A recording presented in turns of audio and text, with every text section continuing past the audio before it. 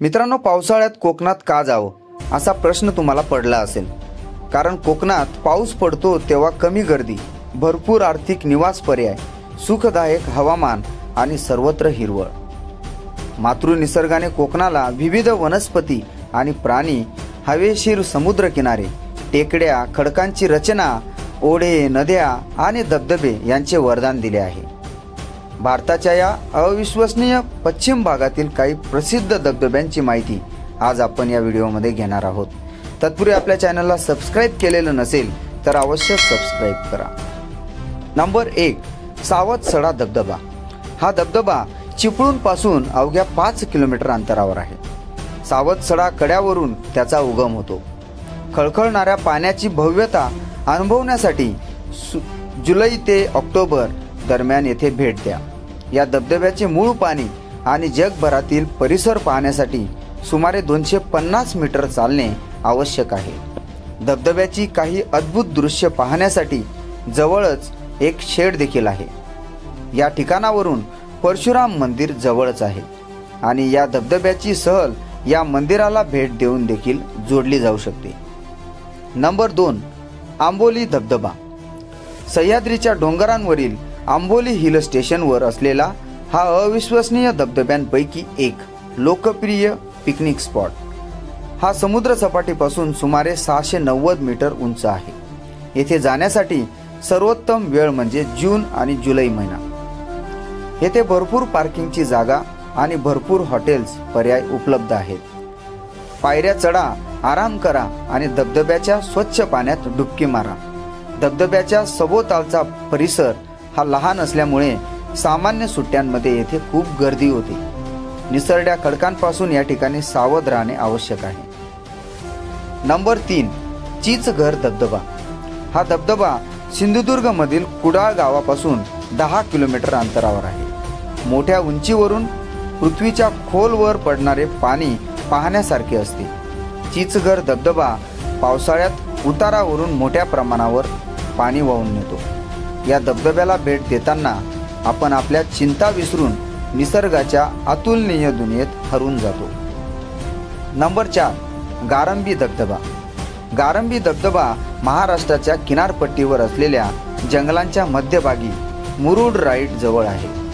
तो 100 फूट उंच खडकांवरून कोसळतो. इथले पाणी शुद्ध आणि पिण्यायोग्य आहे. जर तुम्ही या धबधब्याला भेट देण्याचा विचार करत असाल तर जवळच्या आकर्षणासह या ठिकाणी सहल एकत्र काढा. मुंबईपासून रस्त्याने आपण गारंबी धबधब्याला 4 तासात पोहोचू शकता. नंबर 5, मार्लेश्वर धबधबा. मार्लेश्वर धबधबा हा रत्नागिरीपासून सुमारे 60 किलोमीटर अंतरावर मार्लेश्वर जवळील एका सुंदर टेकडीवरून वाहणाऱ्या छोट्या प्रवाहांच्या मालिका आहे. त्याचा उगम बाव नदीत होतो. लोक या आश्चर्यकारक धबधब्यावर जाताना जवळच्या मार्लेश्वर शिव मंदिराला अवश्य भेट देतात. भगवान शिवाला समर्पित असलेल्या गुहेत जाण्यासाठी तुम्हाला 500 पायऱ्या चढून जावे लागेल. परंतु या मार्गावर खाद्यपदार्थांची आणि इतर उत्सुकतेची असंख्य दुकाने पाहायला मिळतील. या ठिकाणी हॉटेल्स मुबलक प्रमाणात उपलब्ध आहेत, त्यामुळे राहण्याची समस्या नाही.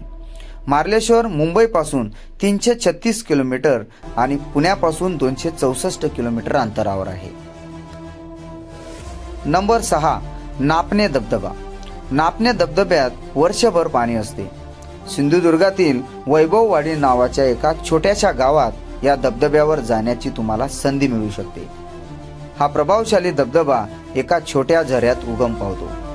आजूबाजूला हिरवळ आहे, डोळ्यांना आनंद देणारी वनस्पती आणि प्राणी, विशेषतः या ठिकाणी पक्षी आकर्षण वाढवतात. सप्टेंबर ते फेब्रुवारी दरम्यान आपण या ठिकाणाला भेट देऊ शकता. जवळपास काही रिसॉर्ट्स आहेत. महाराष्ट्रातील प्रमुख शहरांमधून वैभववाडीपर्यंत बस नियमितपणे धावतात. नंबर 7, सावडाव धबधबा. कणकवली तालुक्यातील सावडाव गावात कणकवली शहरापासून 10 किलोमीटर अंतरावर हा सुंदर धबधबा आपल्याला पाहायला मिळेल. येथील पाणी पोहण्यासाठी सुरक्षित आहे. पावसाळ्यात तुम्ही या धबधब्यावर सहलीचे नियोजन करू शकता. हे एक लोकप्रिय पिकनिक स्पॉट म्हणून प्रसिद्ध आहे, ज्यामध्ये बसून दृश्यांचा आनंद घेण्यासाठी अनेक सुंदर ठिकाणे आहेत आणि कुणकेश्वर समुद्र किनारा या ठिकाणाला देखील भेट देऊ शकता। नंबर 8, व्याघ्रेश्वर धबधबा। कोकणातील आणखी एक आश्चर्य म्हणजे व्याघ्रेश्वर धबधबा। नापणे धबधब्याच्या अगदी जवळच हा धबधबा आहे। सिंधुदुर्गात वसलेले हे ठिकाण एखाद्या स्वप्नवत जगासारखे दिसते, जिथे 300 फुटांवरून मंत्रमुग्ध करणाऱ्या पर्वतरांगांमध्ये पाणी येते। जवळच एक मंदिर आहे, ते पायी प्रवास करण्यासाठी अरुंद वाटेने याच धबधब्याला जोडलेले आहे। हे मंदिर व्याघ्रेश्वराला समर्पित आहे। सोमवारी या मंदिरात सर्वाधिक दर्शनार्थी येतात। कुंडीत या ठिकाणी स्नान करता येते। निसरड्या खडकांमुळे धबधब्यात डुबकी मारणे धोक्याचे असू शकते। या ठिकाणापासून मुंबईचे अंतर जवळपास 535 किलोमीटर आहे। व्याघ्रेश्वर धबधबा हा महाराष्ट्रातील इतर शहरांशी जोडलेला आहे। तर मित्रांनो, कोकणातील प्रसिद्ध धबधब्यांविषयी थोडक्यात माहिती आपल्याला कशी वाटली कमेंटमध्ये नक्की लिहा। जर आमचा व्हिडिओ आपल्याला आवडला असेल तर आमच्या चॅनलला अवश्य सबस्क्राईब करा। भेटूया अशाच नवीन इन्फॉर्मेटिव्ह आणि मनोरंजक व्हिडिओमध्ये। तोपर्यंत धन्यवाद। जय हिंद, जय महाराष्ट्र।